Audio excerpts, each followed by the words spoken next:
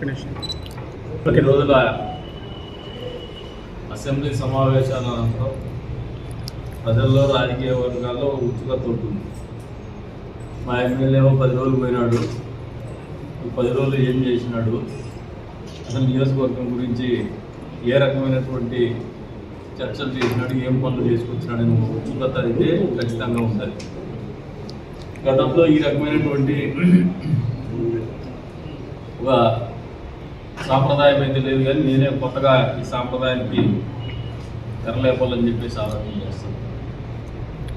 గడిచిన 10 రోజుల అసెంబ్లీ సమావేశాల్లో మన నియోజకవర్గానికి కానీ మీకు అందరికీ కొన్ని వాస్తవాలు ఏదైతే డెవలప్మెంట్స్ ఉన్నాయో మీకు తెలియజెప్పాల్సిన బాధ్యత మాకు ఉంది. మొదటిగా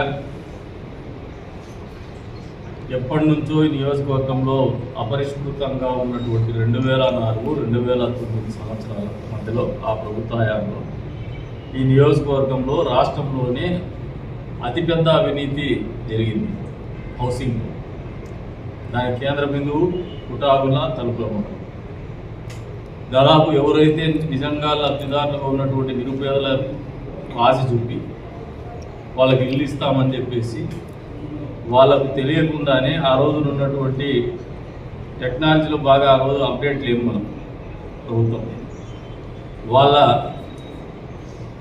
రేషన్ కార్డు తీసుకొని దాన్ని కొంతమంది నాయకులు, కొంతమంది దళారులు, అధికార పార్టీకి చెందినటువంటి నాయకులు, మా నాయకులు కాదు, ఆ రోజు అధికార పార్టీ కాంగ్రెస్ పార్టీ దళారులు కుమ్మక్కయ్యి పేదవాడి నోట్లో పూడు లాగేసుకుని మరీ భోంచేసినారు. వాళ్ళకు కావాల్సినటువంటి ఇళ్ళని అన్యాయంగా వాళ్ళకి తెలియదు, చదువురానటువంటి వాళ్ళు, నిరుపేదలు, కూలిపోయేటువంటి వాళ్ళు.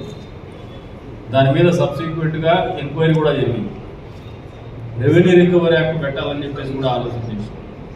ఇవన్నీ ఎక్కడ ఉన్నాయో, ఏ కోల్డ్ స్టోరేజ్ పోయో తెలియదు. కానీ ఈ రోజున మా ప్రభుత్వం వచ్చిన 15 నెలల కాలంలో మన ఇంటికి మన ఎమ్మెల్యే అని చెప్పేసి పోతే కొన్ని చోట్ల మాకు ఇప్పటికి కూడా ఆ ఫిర్యాదులు అందినాయి. మాకు ఇల్లు లేదు, మంజూరైందని చూపిస్తూ ఉంది.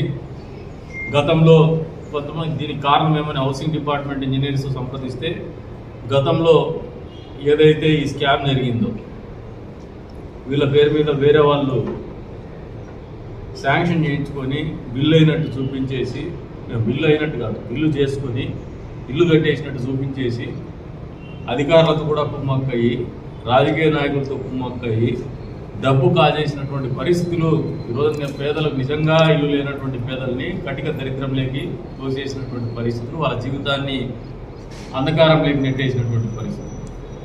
ప్రభుత్వాలు పేదలకు మంచి చేయాలా, ప్రతి ఒక్కడికి ఈ రాష్ట్రంలో ఇల్లు ఉండాలా. ఈ రోజున ఈ ప్రభుత్వం చంద్రబాబు నాయుడు గారి నాయకత్వంలో ఏర్పడినటువంటి కూటమి ప్రభుత్వము హౌసింగ్ పేరే హౌసింగ్ ఫర్ ఆల్ అని పెట్టున్నాం. ఈ రాష్ట్రంలో ఉన్న ప్రతి ఒక్కడికి ఇల్లు లేనటువంటి ప్రతి ఒక్కడికి ఇల్లు ఉండాలనే ఆలోచనతోనే ఇల్లుని మంజూరు చేసేటువంటి కార్యక్రమం పెట్టింది. ఇటువంటి పరిస్థితుల్లో సందిగ్ధావస్థలో ఉన్నటువంటి వారికి ఎవరైతే వాళ్ళ పేరు మీద తెలియకుండా వేరే వాళ్ళు ఇళ్ళ డబ్బులు కాజేసి ఈరోజు సిస్టంలో వాళ్ళ యూజర్ ఐడి కానీ లేదంటే వాళ్ళది ఆధార్ కార్డు కానీ అప్లోడ్ చేసి చూస్తే లింక్ చేసి ఆల్రెడీ హౌసింగ్ ఇచ్చినట్టు చూపిస్తూ ఉంది. దీని మీద సంబంధిత మంత్రి పార్థసారథి గారు, పులుసు పార్థసారథి గారు దృష్టికి తీసుకోగా మీకు నిజంగా జరిగి ఉంటే మొత్తం డేటా నాకు ఇవ్వండి, దాని మీద ఎంక్వైరీ చేయించేసి వాళ్ళ మీద చర్యలు కదా పక్కన పెడితే చర్యలు తీసుకోమని చెప్పేసి చెప్తున్నాం. కానీ చర్యల కంటే ఎక్కువగా ఆ నిరుపేదలకు ఇల్లు ఇవ్వాలనే ఆలోచనతోనే ఉన్నాము. దీనికి ఏదో ఒక రకంగా మార్గం చూపించమని చెప్పుకుంటున్నాము. 100% వాళ్ళందరికీ కూడా అర్హులై ఉండి నిజంగా మోసపోయి ఉంటే మాత్రము దీని మీద ఎంక్వైరీ చేయించేసి ఆ డేటా కూడా ప్రజలకు కూడా తెలియజేస్తున్నాం. మీరు ఎవరైనా మోసపోయి ఉంటే మీ అర్జీలు మా చేతికి ఇవ్వండి, గతంలో ఈ రంగం మోసపోయినా మాకు ఇల్లు లేకుండా ఇల్లు చేసేసినారని చెప్పేసి మమ్మల్ని ఇబ్బంది పెట్టారనేది మాకు కంప్లైంట్ ఇవ్వండి, మీ వివరాలు మాకు ఇవ్వండి. ఆ వివరాల మీద సంబంధిత మంత్రివర్యులు గారు ఒక నివేదిక తెప్పించుకొని అర్హులైనటువంటి వాళ్ళు, మోసపోయినటువంటి వాళ్ళు, నిజంగా ఇల్లు లేకుండా ఎవరైనా ఉంటే వాళ్ళకి ఇల్లు మంజూరు చేస్తామని చెప్పేసి కూడా తెలియజేస్తాం. ఇది మొదటిగా ఈ నియోజకవర్గం పరిస్థితి. మామూలుగా నారా లోకేష్ గారు HRD minister, human resource development, education minister. మన నియోజకవర్గం తరఫున 2024లో నేను ఏదైతే మొన్న రోజున మీకు చెప్పినానో, మీరు కూడా పాత్రికేయ మిత్రులు కూడా వచ్చినారు, మైనారిటీ పాలిటెక్నిక్ కాలేజ్, అంతే స్థాయిలో మైనారిటీ రెసిడెన్షియల్ స్కూల్, ఈ రెండింటికి ఏదైతే గతంలో మా ప్రభుత్వంలోనే మంజూరైనటువంటి నిధులు పెరిగినటువంటి రేట్ల రీత్యా ఈ రోజున పూర్తి స్థాయిలో పన్నులు పూర్తి కావాలనే ఆలోచనతో మరొక 7 కోట్ల రూపాయలు కావాలని చెప్పేసి తెలియజెప్పండి. దాన్ని 24లోనే నేను రిప్రజెంట్ చేసిన, మీరు మనం పోయిండేది మొన్నటి రోజున పోయిన కౌన్సిలర్స్ అందరూ కలిసి 24లోనే నేను వారి దృష్టికి తీసుకుపోయినాను. ఈ రోజున పరిపాలనలో ఎంత పారదర్శకత తీసుకొచ్చేటువంటి ఆలోచన విధానం ఉందో నారా లోకేష్ గారికి వీరందరూ కూడా, నేను కూడా చాలా రోజుల నుంచి రాజకీయాల్లో ఉంటాను. మామూలుగా ఒక గ్రీవెన్స్ ఇస్తే దాని మీద ఒక లెటర్ రాసి గమనైపోతారు. కానీ అసెంబ్లీ సమావేశాల్లో దాదాపు ఒక రిపోర్ట్ ఇచ్చినట్టు ప్రతి ఎమ్మెల్యే కూడా, నాతో పాటు ప్రతి ఎమ్మెల్యే కూడా మేము ఏదైనా మా సైడ్ నుంచి గ్రీవెన్సెస్ ఇచ్చుంటే కాన్స్టిట్యున్సీవి ఒక ఫార్మాట్ చేసి ఇంత అకౌంటబిలిటీ, ఇంత బాధ్యతగా ఒక అకౌంటబిలిటీ ఉండే రకంగా మేము 15 ఫిర్యాదులు మొత్తం ఇచ్చున్నాం. దాంట్లో పాజిటివ్ 1, మిగతావి 9 నెగిటివ్, 5 ప్రాసెస్లో ఉన్నాయి, ఇన్ఫ్రా దాంట్లో ఉన్నాయి. నెగిటివ్ అంటే మీరు మళ్ళీ అనుకోవచ్చు ఏమన్నా అభివృద్ధి పనులు ఏమన్నా ఆయన చేయనని చెప్పినాడని. అవన్నీ ఏం కాదు, మీకు అది కూడా ఫార్మాట్ చెప్తాను. దీంట్లో డేటా మొత్తం ఉంది. దీంట్లో మిగతావన్నీ కూడా ఎవరో టీచర్లు వాళ్ళు వీళ్ళు ట్రాన్స్ఫర్ల కోసం నా దగ్గర లెటర్ తీసుకుపోయింది, వాళ్ళు ఇచ్చుకున్నారు. ఆ ట్రాన్స్ఫర్లలో నెగిటివ్ వచ్చినవి 9 ఉన్నాయి. అది మాకు వారి వ్యక్తిగత, కొంతమంది టీచర్లు వాళ్ళు ట్రాన్స్ఫర్లు కావాలని చెప్పేసి ఇంటర్ డిస్ట్రిక్ట్ కానీ జోన్లో నుంచి ఇంకో జోన్ కానీ అడిగింది. అంతేగాని మేము అడిగిన దాంట్లో requesting for Honorable Minister for Minorities Welfare to sanction 7 crores additional grant for completion of incomplete residential school complex for minority boys at Kadri at this earliest possible.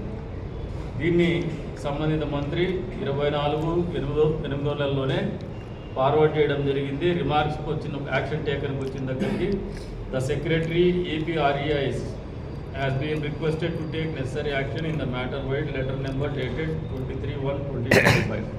ఇది పాజిటివ్గా రెస్పాండ్ అవుతూ నిధులు విడుదల చేయడం. ఇదే కాకుండా మళ్ళీ ముఖ్యమంత్రి గారిని కూడా కోరినాను. ఇది డిలే అన్న తర్వాత మళ్ళీ నిన్నటి రోజున ముఖ్యమంత్రి గారిని కూడా మళ్ళీ నాకు నిధులు మంజూరు చేయమంటే వెంటనే 1 సెకండ్ కూడా ఆలోచన చేయకుండా నిధులు విడుదల చేయమని చెప్తున్నారు. మీకు అందరికీ ఇచ్చినటువంటి మాటకు కట్టుబడి తొందరలోనే దానికి ఎక్స్ట్రా బడ్జెట్ కూడా కేటాయిస్తున్నారు, పూర్తి చేస్తున్నామని చెప్పేసి కూడా వచ్చే అకాడమిక్ ఇయర్కి అందుబాటులోకి తీసుకొస్తున్నామని చెప్పేసి కూడా ఈ సందర్భంగా తెలియజేస్తాము. అంతేకాకుండా ఆడిటోరియం కాంపౌండ్ వాల్, ఇంకొకటి request for sanction of government engineering college in Kadiri constituency will have a transformative impact on lifes of rural poor students అని చెప్పేసి నేను రిప్రజెంట్ చేయడం జరిగింది. ఎప్పుడు 22/8/24లో.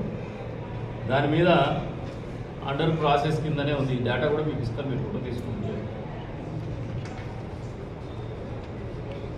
Request for sanction of auditorium and compound wall to Vemana government high school in Kadiri. దానికి కూడా report is awaited from DSC CSI vide memo number under process అని చెప్పేసి ఇస్తున్నారు. ఇవన్నీ కూడా ఆల్రెడీ దీనికి నేను CSRలో కూడా పెట్టున్నాను. ఆ CSRలో మంజూరైంది కాంపౌండ్ వాళ్ళు. తొందరలోనే కాంపౌండ్ వాళ్ళు కడతాం. అది వాళ్ళకి ఇచ్చినటువంటి మాట మీద కాంపౌండ్ కడతాం, ఆడిటోరియం కూడా కడతాము.